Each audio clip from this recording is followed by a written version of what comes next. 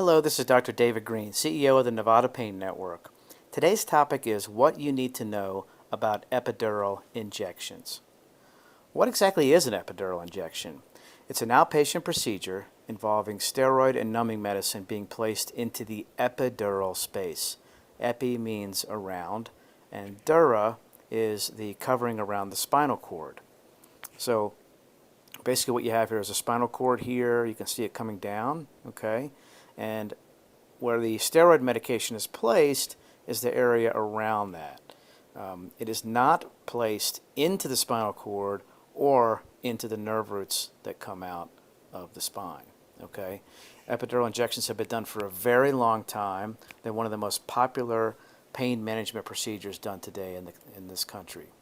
What are the indications for an epidural injection? Well, a herniated disc with sciatica, if it's in the lower extremities, or radiculopathy, which is pain down the arms, is the number one reason. You can actually see that here. You have a disc that's herniating here, back, and pinching on a nerve root and causing this redness, inflammation. Okay, so a steroid medicine around here can bathe this area with soothing steroid medication and relieve pain. Another one will be spinal stenosis, where you can have arthritis leading to bone or soft tissue overgrowth that then pinches on nerve roots. Usually it pinches on multiple nerve roots. Degenerative disc disease can lead to inflammation in the area and nerve roots that get irritated. And this area here, the outer part of the disc, can get a tear in it from degeneration. That's called the annulus. And it can get pain from these tiny little nerve endings in the area being irritated. All right. Compression fractures can also benefit from epidural injections. There are 3 different types of epidural injections. The first one you see here, it's called an interlaminar epidural injection. This area of bone on the back of the spine is called the lamina. This is called the lamina. So the area between them has soft tissue, and that's called the interlaminar space, and that's where the first type epidural injection goes. These have been done since the 1950s, so over 60 years of history of performing this type of epidural injection. There's some soft tissue overlying the spinal canal area, so it pushes through that, and then the steroid medication is introduced. Okay. Second type is called a transforaminal epidural steroid injection. Now, as you saw before, this was the interlaminar area. Okay. Now, where most disc herniations occur is actually farther out, where the nerve root is coming out. You see it here. This is called the foramen.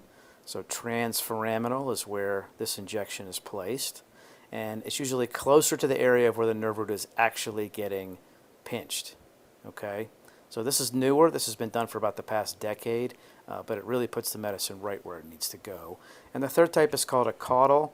This is the buttock area where the sacrum is, and then the lumbar. So the needle actually goes into this area called the sacral hiatus. And a larger amount of steroid and numbing medicine is injected. Gravity actually has it coming up into the lumbar area. So it's really good for something like spinal stenosis, where you have multiple nerve roots being pinched. One injection can cover multiple areas. Well, how are these injections performed? They're outpatient. This procedure lasts around half an hour. It can be done with local numbing medicine. You don't have to have IV sedation, but some patients are claustrophobic or they've had IV sedation before and did well. Pain doctors that are modern, contemporary, will use this machine called a C-arm, or what's known as fluoroscopy. It involves real-time x-ray. So the pain doctor can be very exacting with where the needle goes. And then just to make sure they're in the right position, we'll place a little dye where the x-ray can show that the positioning is accurate. Patients go home after this procedure same day within about an hour. How well do these injections work? There have been dozens of studies looking at these epidural injections. They've also looked at the various different types like caudal, transforaminal, and interlaminar. Overall, if you average them all together, 75 to 90% good to excellent results. Some studies show 50%, some studies show 90%. So if you had to pick a number, it'd be 75%, 3 out of 4. It may need a series of 3 injections over a 6-week period to get maximal benefit. The numbing medicine usually works right away, and then within 2 to 3 days, the steroid medication kicks in. And the pain relief may last a few days, or it may last upwards of a few months. And if it wears off, the series of epidurals can be performed again every few months. Are they FDA approved? The answer is no, and that is not necessarily a bad thing.